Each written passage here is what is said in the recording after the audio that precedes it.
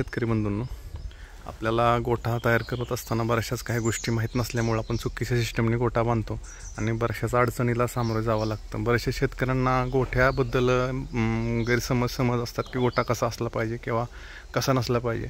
लोकांना योग्य वेळी मार्गदर्शन न मिळाल्यामुळे चुकीच्या पद्धतीने गोठा तयार होतो आणि त्याचा पस्तावा परत करावा लागतो। तर त्यातलंच एक मॉडेल मी तुम्हाला दाखवतोय। एका गोठ्यावरती आलो आहे मी, तर तुम्ही त्यांची गव्हाण वगैरे बघू शकता कशी सिस्टमॅटिकली केलेली आहे त्यांनी।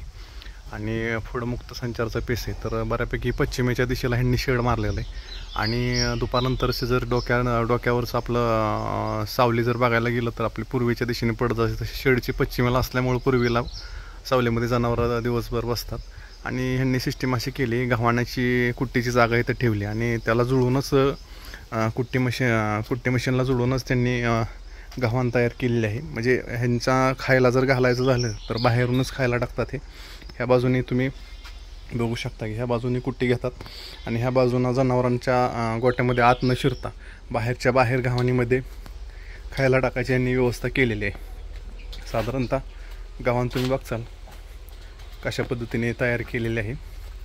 जनावरांना लॉक सिस्टीम केलेलं आहे, जनावर खाताना गव्हाणीवरती चढू नये वगैरे ह्यासाठी वरचा पाईप टाकलेला आहे त्यांनी। साधारणतः मधलं 2 फुटाचं अंतर आहे ह्यांचं लॉकमधलं, त्यातून गाई तोंड घालून चारा खातात आणि गोट्याची रचना बघू शकता। ह्यांनी या बाजूला पण शेड मारलेलं आहे, पूर्ण शेडची सावली गोठ्यामध्ये दुपारनंतर ह्यांना पुरेशी जनावरांना भेटल्यामुळे जनावराला उन्हाळ्यामध्ये कसला त्रास होत नाही। ह्या पद्धतीने एक तुम्ही गोठा बांधू शकता।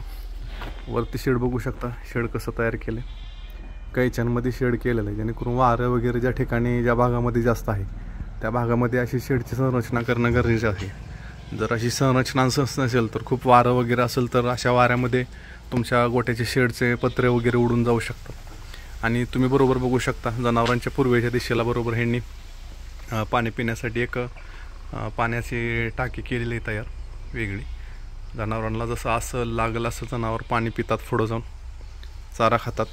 ह्याचप्रमाणे सिस्टमॅटिकली गोठा तयार केलेला आहे। ज्यांना कोणाला ह्या सिस्टीमने गोठा करायचा आहे ते बघू शकता, या पद्धतीने गोठा तयार करू शकता। बऱ्यापैकी अजून कोणाला जरी बदल करायचे असतील गोट्यामध्ये तर याच्यामध्ये आता ह्यांनी कालवडी गाई वगैरे सगळं मिक्स ठेवलेलं आहे, पार्टिशनचा विषय ठेवलेला नाही। परंतु जर ह्याच गोट्यामध्ये जर पार्टिशन केलं, ह्या बाजूला समजा तुम्ही कालवडी आणि गाभण गाई सोडल्या आणि पुढच्या कुट्टीच्या गव्हाणीच्या बाजूच्या जागेत जर तुम्ही दूध देणाऱ्या गाई सोडल्या तर तुम्हाला याचा फायदा होऊ शकतो।